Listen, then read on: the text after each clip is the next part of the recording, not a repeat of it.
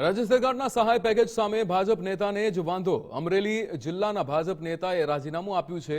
પાક નુકસાનની સહાયની જાહેરાત બાદ ભાજપથી છેડો ફાડ્યો છે। ખેડૂતોની મશ્કરી સમાનના પેકેજથી ચેતનભાઈ માલાણી નારાજ થયા હતા।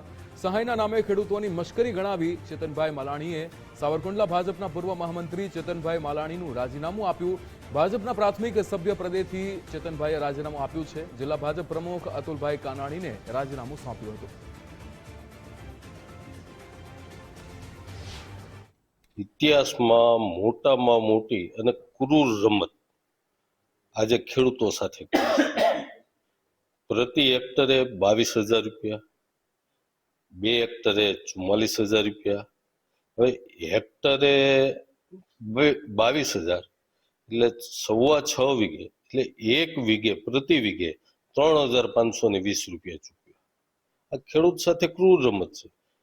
3520 રૂપિયામાં તે જે સિંગનો પાલો કે જેમ પશુઓના ચારા માટે હોય છે એ આજે 5 થી 6,000 રૂપિયાના ભાવ બોલે છે।